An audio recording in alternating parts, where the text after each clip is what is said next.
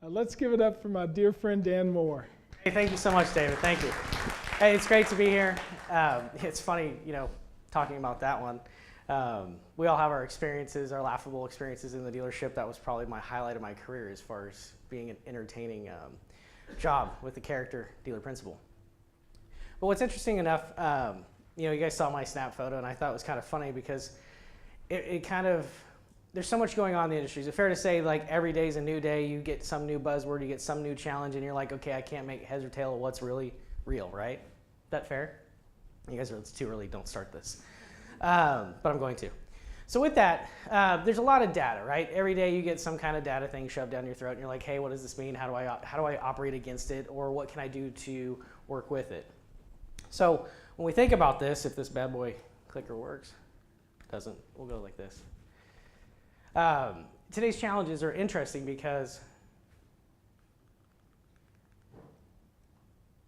what we're facing is, when we think about millennials, right? Any millennials in the room? A few of you? Okay. You're probably thinking this guy's going to offend me somewhere. No, I'm not. But think about what you're being taught today, right? When you're going to a store, it's how you're marketing to generations. How many of you guys are being told that today? Are you paying attention to gen everything, right? I mean, they're putting a label to just about every age group. Now they're even telling you to start to think about teenagers and how they're looking at buying cars. But what we have to be, I have no idea. Nothing like technical challenges. Try it again. Maybe if you restart the presentation. Yeah, it's frozen. There we go. All right, now we're cooking. All right, so perfect, thank you. I always liked challenges. And again, today's challenges, the clicker. So if you think about trends that are going on in the marketplace right now, and I'm going to go through these because a lot of you guys have already seen this. I just want to set the stage for mind-blowing data you've never heard before.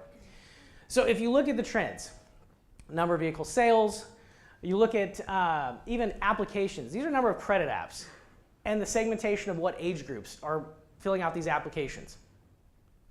And if you look at, obviously, the millennial line, it's increasing. Everything's increasing. It's safe to say pretty much every year something's going up in this industry, hopefully. There's trend downs, but there's trends up. So what we have to think about, if more people are engaging in credit apps, and again, whether it's online credit apps or physically in the store, is that process. Are you catering to the person?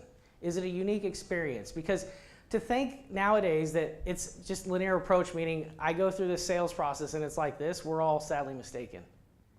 Everybody's dropping into the sales process when they want to and where they want to. And you have to be mindful of, are you setting yourself up for that success, or are you potentially failing? So, when you think about what today's experience and today's challenges provide, it's providing the perfect guest experience. How many guys are trying to work to that? The perfect guest experience. Really only a couple of you? Come on. Do we need like Red Bull or something? Who partied last night? Maybe this will set the tempo for how fast I go. Keeping up with fast-moving technology. How many guys are overwhelmed with technology? Anybody overwhelmed? Come on, I'm overwhelmed. I mean, every day there's a new social profile, Snapchat, right? How many guys are rebelling against Snapchat? Thank you. How many guys played Pokemon? Okay, I'm happy to see you here. Okay, good. You didn't, but I'm proud of you. You're here today. You didn't fall off a cliff. You didn't run into another car, hopefully. Okay. All right, now I got you guys working up a little bit. Staying ahead of the competition. How many guys trying to stay ahead of the competition? Isn't that why you guys come to these things? How can you get a little bit ahead, right? You know everything about competition, so I know. Personalizing communication. How many guys are really focused in on how you personalize your communication? All right, I'm just going to do this all day. He's just going to make me raise my hand. So what I want to tell you, though, is you're leaving money on the table, because here's why. I mean, these are interesting stats, and if you haven't heard these before, which I'm pretty sure everybody in this room should have heard these, think about it. 72% of customers would visit a dealership more often if the buying process was improved. Anybody disagree with that? 53% of customers would purchase a vehicle more often if the buying experience was improved. That's interesting. But it all starts by knowing your customer. You have to personalize this experience. So let's talk about, who is the millennial? Millennials are going to be like, this guy's either full of it or he hit me on the head. I don't know. Here we go. They're more informed. Is that fair? Okay, good. More evolved? Yeah, questionable? Okay. More device dependent. Better believe it, right? Right? And some of you guys are going, well, I'm not a millennial, but this thing leaves my hip. I panic. It gets anxiety. Biggest thing, less brand loyal. Because they're looking at everything that's available. And with the fast-paced change in technology and the way cars are being updated, why would I be brand loyal? What am I loyal to? What that car's going to do for me. Doesn't matter what brand it is. So let's play a fun game, because really I'm boring the heck out of you right now. What generation are you? So let's play this. How many, everybody stand up for a minute, everybody, even the guys, gals in the booths, stand on up. Let's have some fun. Everybody that is using Uber, sit down. This is going to go fast. Everybody that has streamed some type of Netflix, Hulu, or whatever, sit down. Yeah, streamed it. Any type of streaming video. I told you this would go quick. All right, for giggles, how many of you guys shopped on Amazon? Yeah, I'll sit down now. How many of you guys realize that you spend money without even knowing you're spending money on Amazon? How many of you guys just, oh, that looks good, bye, right? It's kind of an amazing experience. I feel like every day at my house is Christmas. I told my wife, I'm like, honey, you know, I travel a lot, but when I come home, it sure seems like we get a lot of packages. No, just, every other day. Really? What are we buying? How many of you guys are on social media? Okay, so, congratulations. It's safe to say we're all millennials. It's kind of an interesting thought process if you think about it. Some of you guys are looking at me, I don't get it. Let me walk you through it. Just because somebody moves at a faster pace than you doesn't mean that the technology and the way to communicate isn't evolving all of us. So what we do is we're getting hyper-focused on buzzwords, because that's what we do, millennials, instead of being hyper-focused on how to create an experience, really, that we all want. And ultimately, they all align. So when you think about that, well, what does that really mean? It really means it's generation everyone. Our approach has to be everyone. The separation in the game is technology. But think about it. Facebook. What's the dominant user age in Facebook today? You might know? 45 and north, right? Now, younger generations are moving on to different platforms, but work with me here. Everybody's catching up or moving through it. So you have to ask yourself, where's your playground? Right? So what does Gen E want? Well, they want text messaging. How many of you guys are text messaging? How many of you guys offer that in your dealership? It's important. Because think about this. It's just another form of communication. It's not, we start to, in the dealership, put things into a department. The reality is everything that you do within your store is a form of communication. Phone, text, email, chat. I got a little bit of feedback. And with that, you also have to keep in mind that 64% prefer saving time over money. We think the internet's the I got to give it away program. No. It's just the rate of which we can consume information. We're the ones complicating it, trying to outsell each other and lowball to the bottom or race and create all this competitive set because we're going to price because we think just because they sent an email lead or they're engaging us for the first time, that's the car they want for the price they want. We all know the stats. I'm sure David's rattled those off a few times. First time someone reaches out to you, let's say, what was it? 45% chance they actually land on that car or something like that? So think about that when you're going through this process of what are you telling the customer, how are you setting the stage when you're starting to have these conversations? The other thing is, 54 seek professional information tailored to their needs. What does that mean? How many of you guys have gone to like Best Buy, right? Bought a TV. If someone doesn't know their game about TV, are you going to buy that TV? No, probably not, right? You want someone, if you're going to go buy a TV, you want someone who knows, you're like, hey, these are the things I want. What TV is going to do that for me? And for the best part, they actually do a decent job at that, right? Same thing with like the Nordstroms. Everybody knows Nordstroms. They have this great experience. It's been talked about for years. You go buy a pair of shoes and they bring out 20 pairs. You walk away with more pairs than you thought. Why? Because they started figuring out what it is you like. Think about that one for a second. We've been talking about that for years. We still haven't figured that one out. We're still going, I'm going to shove you in this one car because that's the car you keep talking about. Well, it's not really what I want. I just think I want it because I was influenced somewhere in the cycle. Other thing, are we giving Gen E the shopping experience they want? 73% of dealers don't use text messaging today. It's an interesting number. 61% are selling belly to belly. Sole focus. Got to change the experience up. Don't know. Everybody comes in differently. It's not saying, and I hear this hype going around a lot, and it's kind of frustrating. Is pretty soon everybody's just going to buy the car online, and that's going to be it. And there's going to be no salespeople. There's going to be no human interaction. No, that's not true. They say they want a human interaction. The problem is that online gives them the ability to, and all of us the ability to, if you think about it, do your research. There's no pressure to it. It's on your time. So whether it's 10 o'clock at night or during work hours, which is usually the case, you're shopping or trying to do some information research on the next thing you're going to purchase. So how can you get into that versus just trying to get them in the door to have the first initial conversation? You've got to find new ways to have contact. 80% of dealers are still haggling. No, everybody wants a deal, but we've got to find a new way to approach it because it's going to change that overall experience. Gen E wants, again, all of these different things. The question is, today's experience, as we recap, is still the same kind of scenario. We're trying to slowly evolve, but not nearly at the pace that we need to. Technology is making it easier. We continue to force it down the chain this way. I mean, 9 times out of 10, we're always trying to force them to email or call us, right? Now, email is nice because you get some trackability. Depending on what kind of systems you use, it gives you visibility into certain things versus just them texting and you don't quite have as much visibility. The reality is that if we went around this room, we'd all agree. Some of you would prefer text over a phone call, email, so on and so forth. We all have different communication styles. And that's what we have to start mapping to and understanding that with the consumers. We have to provide the option to let them communicate on their terms and not on ours. So if you only give a limited amount of ways to communicate with a customer in your dealership, you're missing a good reach of other customers. Think about that. So if you're not texting and you yourself like text messaging, are you missing customers? Those are the challenges. 54% of customers would buy from a dealership that offered the preferred experience even if they didn't have the lowest price. And 1% of customers like the shopping process as it is today. So, how do we deliver the sales experience they want? The buyer's journey's moved on years ago, right? Online. We all know that.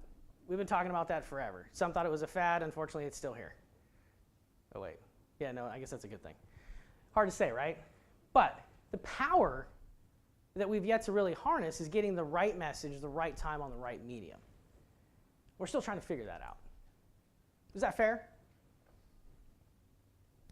And we know staggering numbers of 59% of research is online, 75% are all new car buyers as far as internet source. And what's interesting is we have all these marketing channels. And there's no connectivity to it. It's all kind of hodgepodge sitting out there. So we have to digest it a little bit different. Advertisement, social media, digital marketing, all of it has to start to unify and connect. And if you think about that, when you connect on social media, how many of you guys using social media? Right? So short of posting, babies, cats, dogs, cool, exotic cars, which really isn't connecting, you've got to figure out how to create social influencers. You've got to use your community instead of using your business page. Because your business page is only going to be so relevant. It's only going to have so much engagement. But getting a customer to share an experience of your dealership, getting them to be, your champion, has much more reach. And quite frankly, so does your staff. If you take the number of people you have in your staff, let's pick what's the average in here? How many people? Give me like sales department. Throw a number. 15? 28? Okay, let's take 28. So you think about 28 salespeople. Okay, average, and I'm going to go low on social media. Let's say it's 300 friends. A little bit more than that these days, but let's say 300. So 28 times 300. I really suck at math. Is a lot. So if you think about that for a second. And then depending on how you grew up in the automotive business, we can cut that in half. We can do all kinds of fun math. But if you think about that, that's your reach. What would it cost you to have that reach? How much marketing dollars would you spend to have that reach? Now, if they're sharing inventory, and I'll tell you this right now, if you're posting inventory on your business page, that's not working. If influencers are posting something they like, maybe it's a car that they happen to like, maybe it's that new convertible that popped on the lot, whatever it might be, and they're sharing it, it's doing a multitude of things, especially for your staff. A, it's saying, hey, I work at a dealership. And I got to tell you, that's much different than when I started at 19 selling cars, when I was handed a box of business cards and was told to go pepper the local mall cars with my business cards to get them to call. Much different than here's a phone book, start dialing. So think about that for a second, because that reach is somewhat effective, maybe, if not, it creates aggravation. But the reality is that those 28 people reach 300 apiece. I guarantee you there's a car deal in there. There's probably some fixed ops business. Last time I checked, that still makes money. And you're making an impact because you're connecting on the right mediums. So when you think about desktop versus smartphone, it's kind of a no-brainer, right? You guys all know these stats. And it's funny we call it smartphone, and I'm going to tell you this. It's not a mobile phone, it's not anything, it's a utility. The days of it being some type of phone or whatever is long gone. It's utility. Because you use it like a Swiss Army knife, right? You grab that little utility, it brings a car to you. You grab that utility, you buy something. You grab that utility, you connect with somebody. It does everything. It is a connection. It is a utility. What's interesting is, younger generations like communicating through images more than others, right? So how many of you guys love talking? How many got kids, young kids in here? Emoji-thon, right? Yep. Everything from the little happy poop dude to the little happy little blowing kisses and other fun things. Because that's what they do. But we're starting to get that too. How many of you guys are enjoying all the memes? Anybody seen all the memes?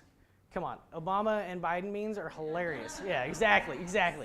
We're all so here we're talking about what youth is, but we're coming along right along with them.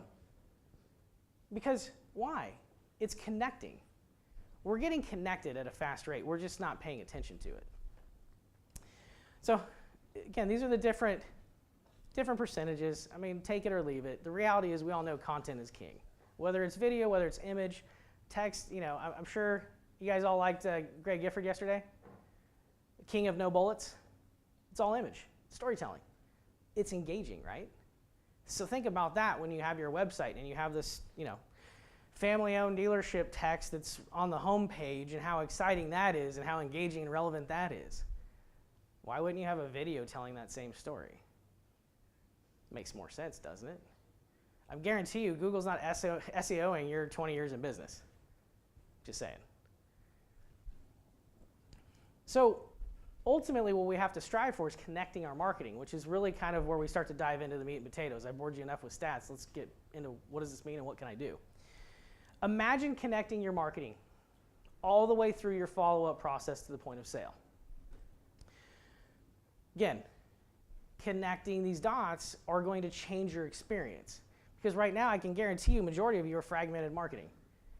Meaning your messages aren't the same across all platforms. It means when I actually decide to come and engage with you, there's no story that's connecting me to it. And if you think about, we always strive for appointments, 61% of customers aren't making appointments today. But we're logging them as walk-ins. And we have no idea where they came from, nor do we always ask at times. So how do you change the experience and how do you personalize it? Because we're not asking enough questions.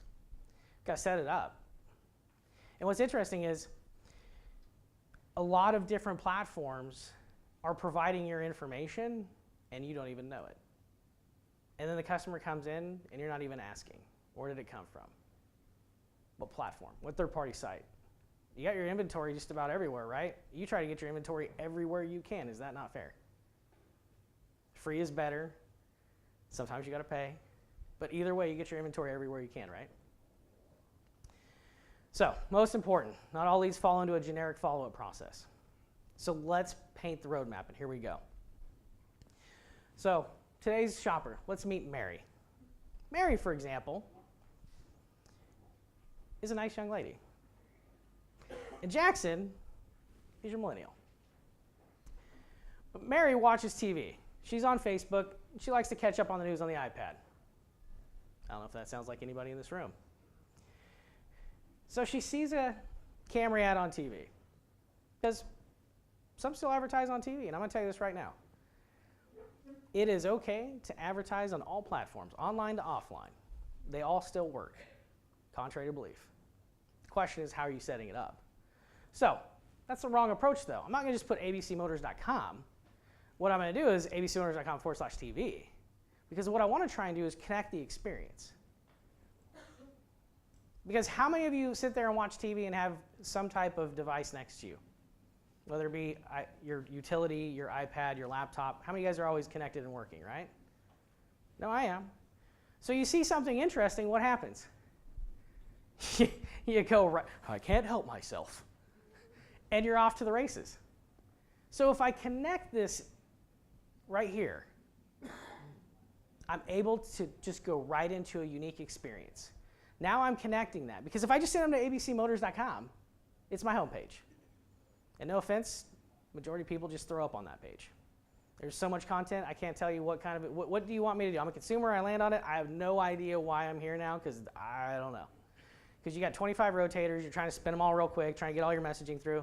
Somewhere you got a bunch of copy. It's just not a unique experience. It's pretty much just generic landing. By creating a unique that's around that $21.95, that basically provides different options, provides reviews, sells your dealership from not only the reviews on the cars, but the reviews on you, I'm creating a connected, unique experience. I'm also serving up similar vehicles of interest. I'm giving rebates. I'm giving all of the information so I can create a really high bounce rate.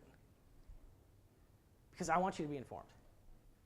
And ultimately, I always, if this little bad boy doesn't work, that right there, I'll tell you what, if you don't have a link to your service somewhere in every page in your site, you're missing it, because if you're landing customers, especially on paid search, sometimes they click that and it burns your ad spend, I know, but at the end of the day, if they're scheduling service, you're making money. So I always connect service somewhere in that, because you don't always know, you can't guarantee the right path to some extent when you're marketing. Somebody just types in the keyword and it happens to pull that ad, be ready. Create the perfect experience, right? So then I go into the contact me form, right? So now Mary's excited. She's like, hey, I want to know more. So I personalize the experience. Now typically in this situation, generally what we get is a 1 through 7 day follow-up. Does everybody pretty much a standard process, or for those that really want to go for it? How many of you guys just kind of have a standard process? Okay. How many of you guys are building unique processes based on pass? Good, good. And it probably changes the outcome, does it not? Because in this, with Mary, what we want to do is we want to connect with, hey, this is what we saw you looking at, and here's some of the things we know. You guys are the experts. You know somebody coming in on your leader is going to switch to something else. Is that not fair? So you're generally going to ask a few questions. So why wouldn't the process go into that? Hey, thank you so much for seeing our ad on TV. Hey, just a couple questions because we really want to help you out here. And you lead into that. You're the experts. I'm not going to pretend and sell you anything you don't know here. But what I want to do is just get you thinking, is can you change the way you're doing it? Because how many of you guys run TV ads in here? And it's okay, right? Are you connecting in this manner? Does this make sense? Do you think this will elevate your game? Because at the end of the day, all mediums work. I mean, I got news for you. It's kind of funny. I don't know if there's any newspapers in here, but they're getting cheaper. So it's drawing some people back in because they can have placement they couldn't have in 20 years for the price that they're getting. So sometimes the exposure makes sense, especially around certain strategic times. Play the holiday game, right? There's still readership. And if you can get that on both spread, both in online and offline, your awareness is there. Because people still read the newspaper to some extent. I mean, it's not like it's dead. It's just unique. So let's talk about Jackson. So Jackson likes online reviews, watches YouTube, online searches, like third-party sites. So he goes to the old magical Google, right? Types in Toyota Camry versus Honda Accord. How many of you guys do conquest marketing on your search? Let's just take this one. This one's fun. Anybody do that? Buy other? Okay, cool. So does that, lands on a couple interesting third-party sites, does his homework, now localizes it. here's the thing. People go back in and out of the search engine. How many times do you guys go back in and out? Think about that. You guys ever search the same thing more than once? Different ways because you're looking at the broad and then narrowing in now that you've got your focus, right? So now he's narrowing in. But the experience is where this is kind of rubber meets the road. And I've seen this go several different ways. So you're doing conquest. Well, sometimes we land them on the home page. So I'm looking Toyota Camry versus Honda, and I get landed on the home page. Or I take it a step further, I land them on the inventory. I actually land them on the local Toyota Camry inventory. They're both wrong. This is not a good experience. Because what is the customer in search of? They're still comparing. You haven't sold them yet. They went on search, he's looking, he found your ad, you drew curiosity, and then you land them on inventory and you haven't even answered any questions yet. Or you land them on the home page and they're like, why am I here? This has nothing to do with what I just typed in. So if you're going to go after these, you've got to land them on a compelling page. Here's the comparison. Here's how it stacks up. And here's the other thing. You want to win the war, be transparent. Because I got to tell you this. There's good and bad with every make model. Is that fair? So if you tilt your hand and point out your goods just as well as your bads, you just built credibility. Think about that for a second. When you're buying something and somebody's transparent and just gives you the straight up comparisons, and you go somewhere else, and you get a different experience, not as maybe up front, are you more inclined to go back? Or are you really that person that just continues on and says, I'll just keep going? I'm more inclined to go with where I feel this person is going to do business and take care of me because odds are I'm going to be back for something else. And especially when it comes to a car, because what's the other piece I want? I'm going to have to get it serviced. That's a whole different game. And for the ladies in the room, how many of you guys dread going to the service department? Yeah, exactly. Why is that? Why is that, Jessica? Why do you dread going to the service department? Takes forever. And if it's not clean, they don't clean up. Right. And what's the other perception that goes on too? Oh, there it is. Right? So, if the buying experience or the first impression when you get to the site gives you transparency, you just set the stage and you didn't even know it. Because there's a lot of customers that come to your website that you didn't even know were there because you didn't even get an opportunity. So you've got to think about that too, is for the customer that's flying through, that you have no ability to market to, reach to, or do anything with, are you setting the tempo to get them to come back? And are you creating a unique experience that's going to keep them engaged? This right here is the change, because I'm going to tell you this right now. If you're doing conquest, you're spending a chunk of change because those keywords aren't cheap. So think about that. If you're doing kind of one of the other two approaches, I would tell you to take a pause, rethink your strategy, and then re-execute, because those costs per click on conquest, what average? I want to say safe. Last time I've seen is like north of $5 a click. So are you blowing money in the wind, or are you actually winning? And that's what you have to challenge yourself to. Now, as we move through it, we go through the form, right?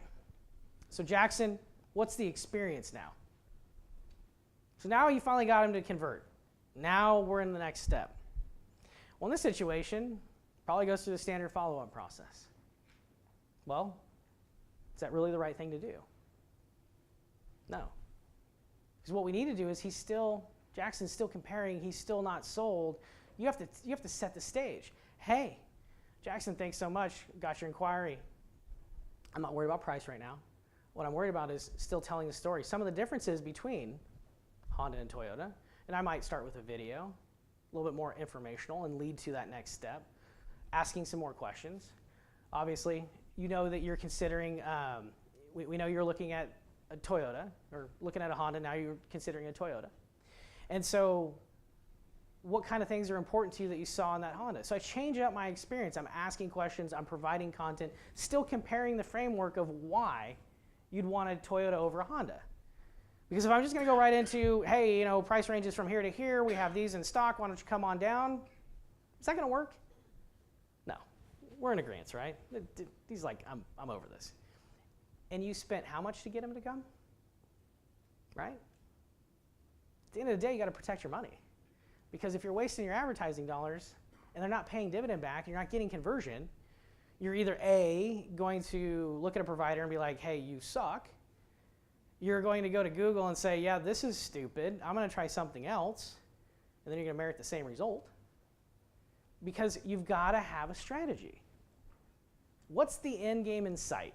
What's the end? And that's everything that you go into marketing is, hey, I'm starting here, whether it's on TV, radio, whatever. What's the end game for this? And if I can connect that experience all the way through, I'm going to win more. I'm going to get ahead of my competition. All the things that you're here to try and solve today, you've got to have an end in mind. So let's recap a little bit. So shopping experience is about making the customer feel more comfortable and giving them what they want. Because that's what you want too, right? So nothing changed there. This isn't rocket science. Act as if a shopper. I think several people say that all the time. Consistent message across all marketing channels. Again, connect them. Don't have one over here. I'm running something different on TV than I'm running on, display. Have synergy. Because you're reaching different audiences with the same message, and that's what you want. You might capture, again, Mary on TV, but you're going to capture Jackson on paid search or social media. Those are all things that are going to connect.